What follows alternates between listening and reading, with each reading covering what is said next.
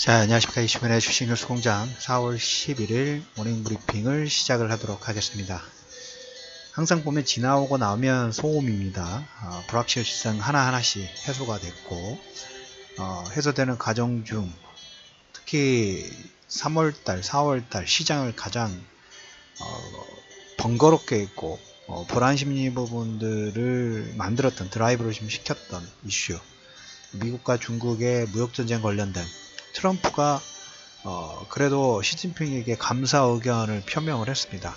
내용을 보시면 특히 자동차 수입 관세 관련된 부분들, 그리고 향후에 또 추가 제품에 대해서 관세를 낮출 것이라는 표명 부분들은 트럼프 중간선거의 핵심 키워드 부분들을 가지고 있는 러스트벨트 있죠. 러스트벨트 지역에 혜택을 줄 수 있는 카드로 시진핑에 대한 부분에 트럼프가 트위터로 감사 의견을 표명을 좀 했고, 시진핑은 역시 손해보는 장사는 아닙니다. 1대1로 그리고 자유무역, 지적재산권 관련 강화 관련된, 그리고 이번에 우리가 금융규제 관련된 부분에서 중국 같은 경우에는 어떤 산업군 합작 부분들을 진행할 때 50% 이하로 규제를 합니다.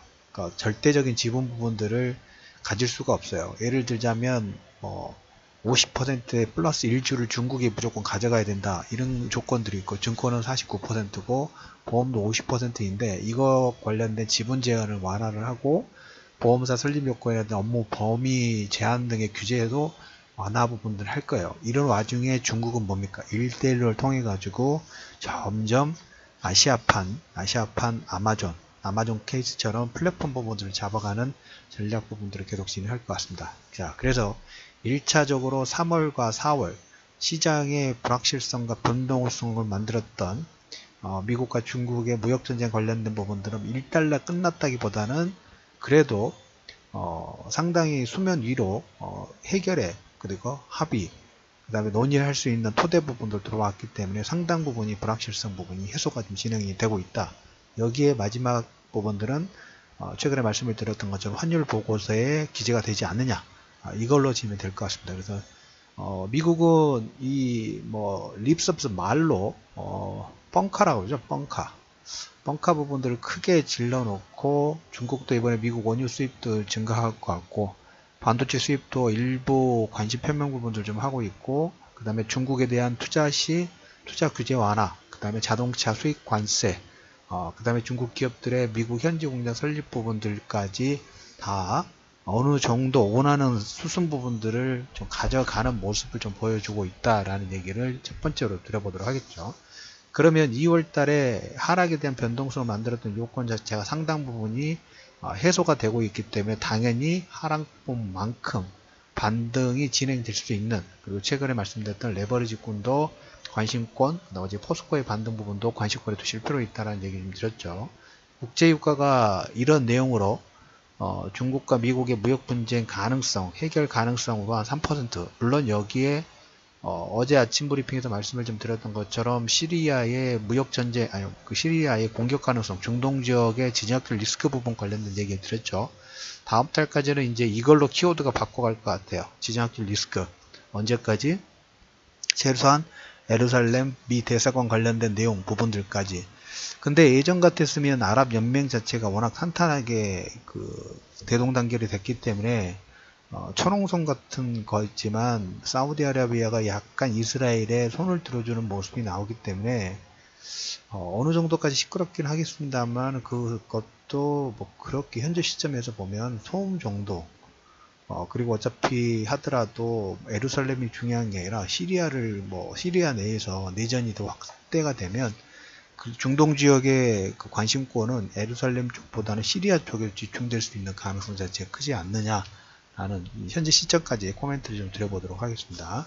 자, 그래서 2월과 3월 달의 불확실성이 100이라고 찐다하면 최소한 60%, 70% 정도까지 해결되어 가는 모습이 서서히 나오고 있다는, 이게 가장 키워드입니다. 그래서 하락폭만큼 하락을 만들었던 요건 자체가 긍정적인 방향으로 진행되고 있기 때문에 당연히 그에 따른 반등, 그 다음에 하락이 나오게 되는 시점까지의 반등분이 나와야 되는 건 당연한 수순이라고 보시면 될 것 같습니다. 그 부분 꼭 체크해 두시고, 지난주에 삼성증권 문제가 있었어요.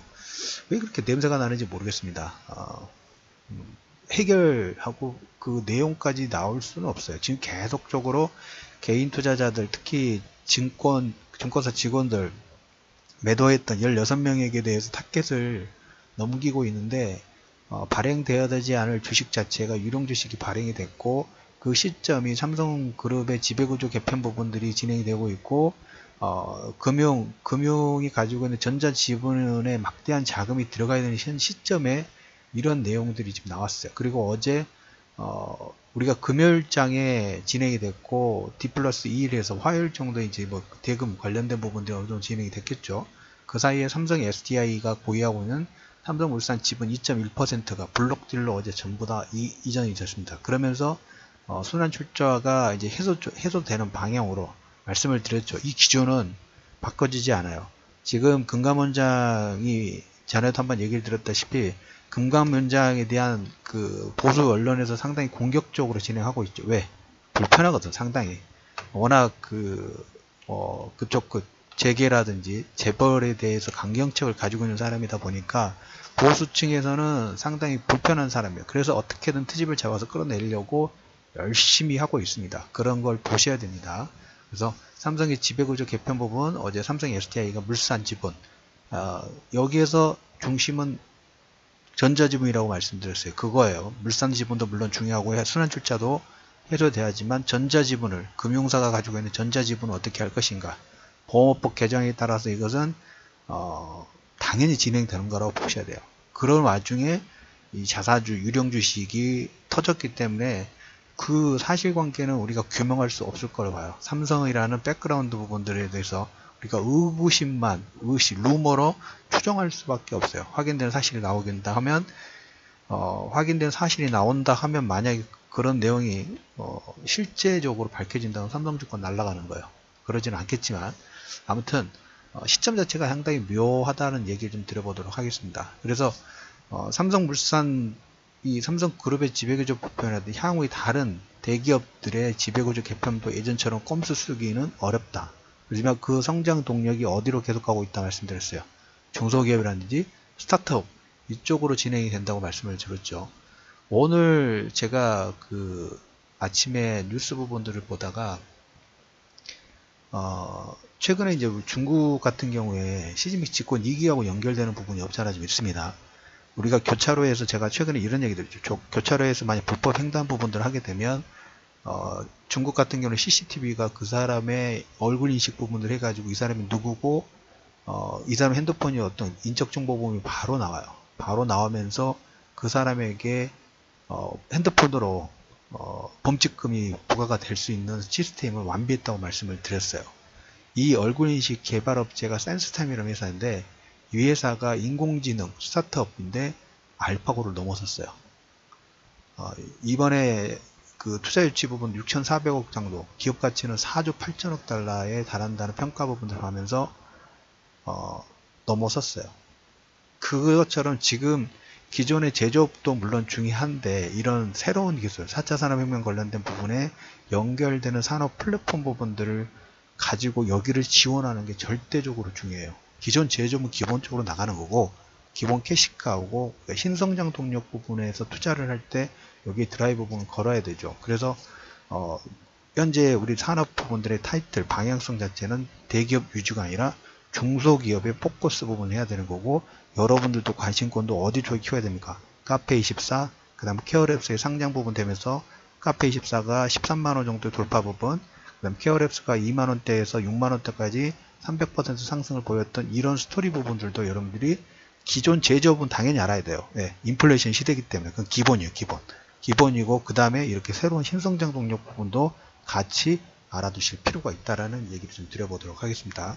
자, 그래서 오늘 아침 브리핑에서 말씀드릴 부분들은, 자, 무역전쟁 해결 구도 부분이 상당 부분이 해소가 좀 되는 모습이 나왔고, 여기에 하락되는 만큼, 하락이 나왔던 만큼, 변동성이 나왔던 만큼 다시 원점까지 상승 파동이 진행될 수 있는 가능성이 상당히 커지고 있고, 시장을 견인할 부분들은 실적, GS건설이 먼저 보여줬다고 말씀을 드렸죠. 그리고 모멘텀 장세법에서 성장 관련된 부분에서 포스코든 그 다음에 기존의 산업재 관련된 사이클 부분, 레버리지권 부분들까지 관심권이 확대될 수 있는 가능성. 자, 내일이 이제 옵션 만기입니다. 옵션 만기 때문에 외국인들 상당히 출렁거린 부분들 나왔죠. 그렇지만 어차피 이 옵션 만기는 보면 단기적인 변수일 뿐입니다. 그래서 개인 실적 전체적으로 성장의 글로벌 전체적인 성장 기대의 가능성 부분들이 점점 커지고 있는 포인트 부분들을 보실 필요가 있다는 얘기를 드리면서 4월 11일 이슈맨의 주식 뉴스공장 모닝 브리핑을 마무리하도록 하겠습니다.